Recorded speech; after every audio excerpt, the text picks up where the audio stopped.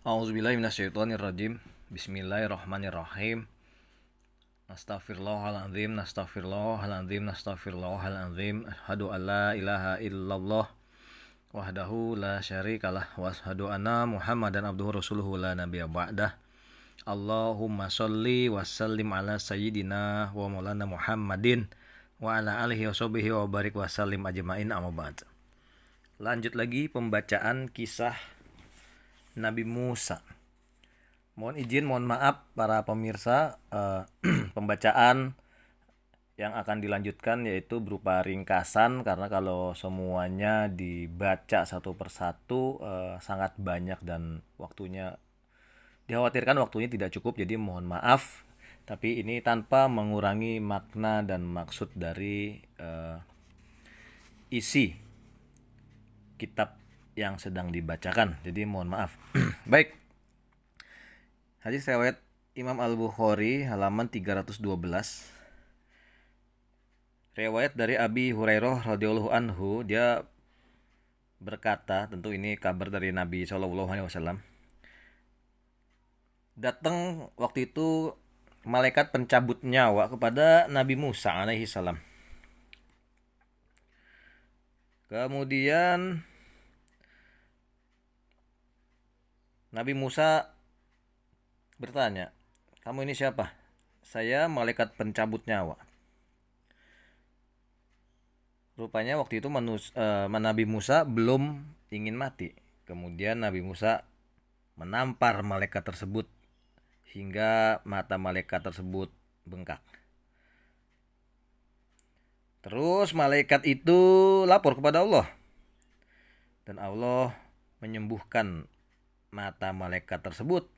Dan Allah berfirman, "Hei malaikat, temuin Nabi Musa kembali dan bilang kepadanya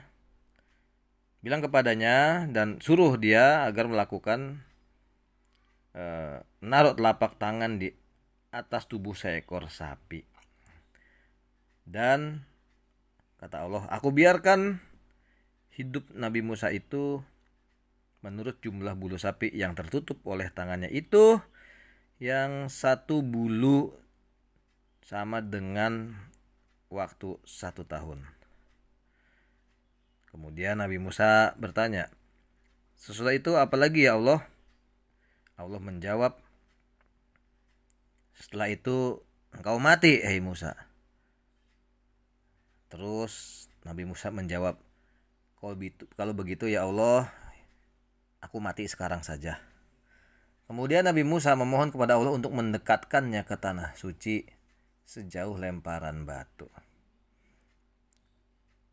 Terus Abi Hurairah bilang, Nabi SAW bersabda, "Seandainya aku berada di sana, akan aku tunjukin kuburan Nabi Musa kepada kalian di samping jalan di dekat Bukit Pasir Merah." Lanjut lagi halaman 57. Hadis riwayat Bukhari. Dari Ubay bin Ka'ab radhiyallahu anhu, Nabi SAW pernah bersabda, suatu ketika Nabi Musa sedang berpidato di hadapan kaumnya. Terus ada orang bertanya, "Wahai Nabi Musa, siapa orang yang paling banyak ilmunya?" Nabi Musa menjawab, "Saya."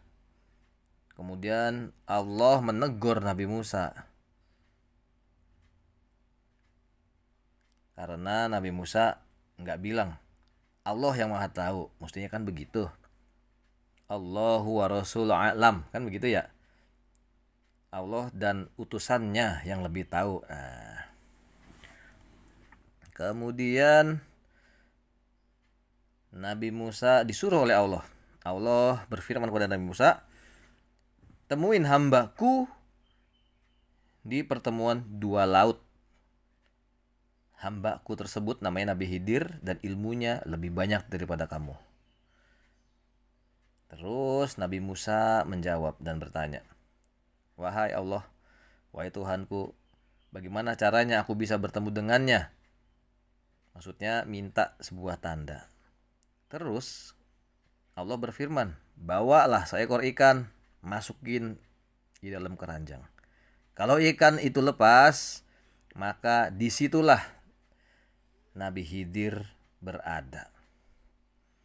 Terus Nabi Musa pergi ditemenin oleh muridnya yang bernama Yusha bin Nun. Ini orang nabi juga ya, Yusha bin Nun nabi juga.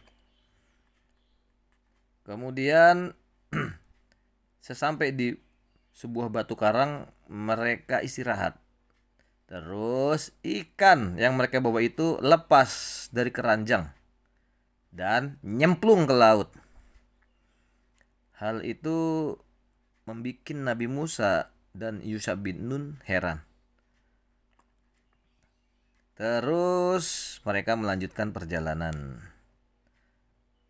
Pada waktu berikutnya setelah Nabi Musa berkata kepada Yusha bin Nun, "Hei Yusha bin Nun, coba sini, bawa kemari makanan kita. Kita benar-benar butuh makanan dan kita sangat lelah dalam perjalanan ini." Nabi Musa nggak ngerasa lelah kecuali setelah melewati tempat yang diperintahkan oleh Allah. Ini berarti tugas yang tidak ringan.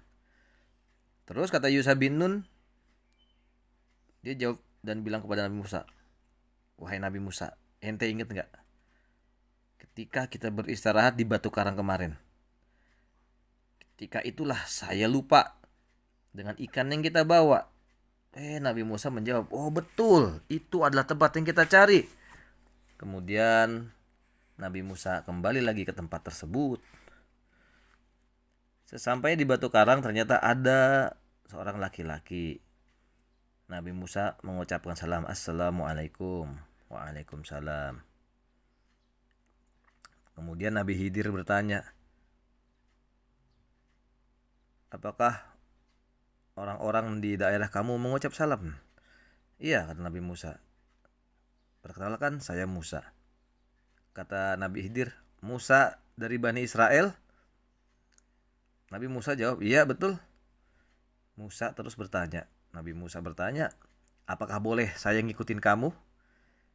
Supaya kamu mengajarkan kepada saya ilmu yang telah diajarkan oleh Allah kepada kamu."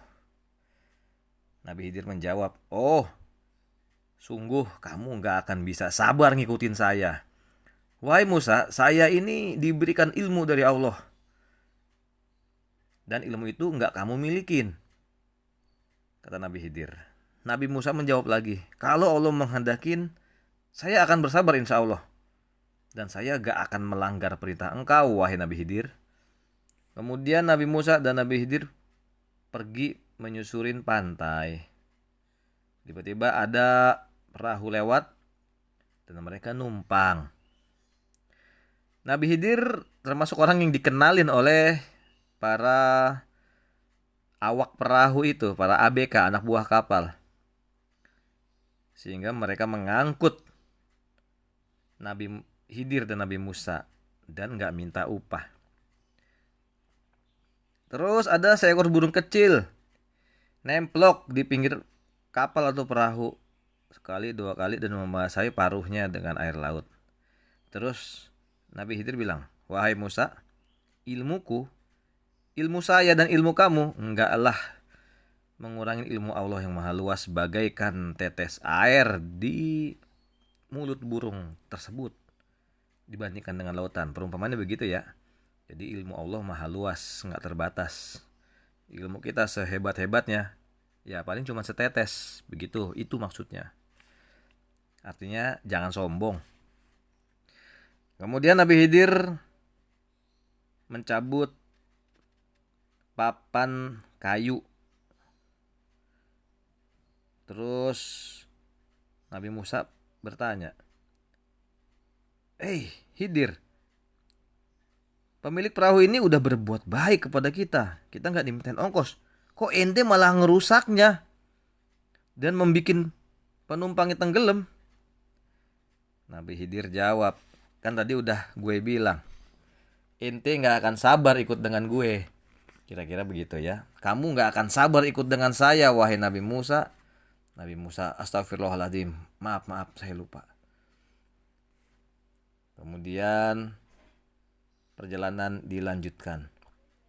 Ketika ada anak laki-laki kecil sedang bermain dengan teman-temannya, Nabi Khidir langsung memegang kepala anak kecil itu dan langsung mematahkan leher anak kecil itu.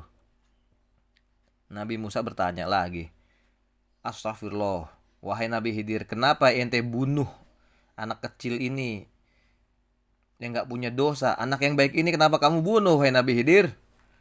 Nabi Khidir pun menjawab, kan tadi udah aneh bilang bahwa ente gak akan mampu bersabar kalau ikut aneh. Begitu kata Nabi Khidir. Astagfirullah, mohon maaf Nabi Khidir, saya lupa. Perjalanan pun dilanjutkan. Setelah sampai di sebuah kampung, Nabi Khidir dan Nabi Musa meminta makanan. Tetapi penduduk kampung gak mau ngasih makanan. Terus Nabi Khidir nemu sebuah tembok rumah yang hampir roboh. Kemudian Nabi Khidir membikin temboknya sampai bagus dengan kedua tangannya sendiri. Terus Nabi Musa bilang, wahai Nabi Khidir, kalau ente mau, kamu bisa minta upah oleh sebab kerjaan kamu tersebut, karena membikin tembok yang udah kamu bikin itu. Kata Nabi Khidir, sampai di sini aja pertemuan kita, gitu. Kata Nabi Muhammad, semoga Allah memberikan rahmat kepada Nabi Musa. Seandainya Nabi Musa mampu bersabar, tentu akan lebih banyak lagi cerita tentang Nabi Musa dan Nabi Khidir yang sampai kepada kita. Tuh. Adapun apa yang diperbuat oleh Nabi Khidir bukan keinginan Nabi Khidir, tetapi itu adalah wahyu dari Allah. Di depan perahu tadi yang ditumpangin ada perompak, ada bajak laut. Makanya Nabi Khidir dikasih tahu oleh Allah, rusakin ini perahu, tenggelamin, karena nanti kalau misalkan maju terus, ini ABK akan ditangkap, disiksa, dibunuh dan sebagainya. Itu yang ke satu. Yang kedua, anak kecil ya tadi yang dibunuh nantinya akan menjadi orang yang jahat, padahal orang tuanya adalah orang yang soleh dan solihah. Bahkan gak cuma itu, kalau dibiarin hidup, orang tuanya kebawa oleh sebab anak yang jahat itu menjadi orang yang jahat juga tuh orang tua. Makanya daripada itu terjadi, Allah perintahkan Nabi Khidir untuk membunuh anak kecil tersebut. Itu Allah yang suruh, bukan Nabi Khidir punya mau. Dan yang ketiga, tembok yang tadinya hampir roboh didiriin lagi oleh Nabi Khidir supaya gak ada orang-orang yang coba-coba membuat bangunan di situ, karena di bawahnya ada emas punya orang tua yang soleh yang nantinya akan diwarisin oleh anaknya. Begitu. Mudah-mudahan Allah mengampunin kita, mudah-mudahan Allah memberkahi kita. Terima kasih dan mohon maaf. Allahumma sholli wa sallim ala sayyidina wa maulana Muhammadin wa ala alihi wa sahbihi wa barik wa sallim ajma'in. Subhanaka Allahumma wa bihamdika asyhadu an la ilaha illa anta ya Allah, astaghfiruka ya Allah wa atubu ilaik.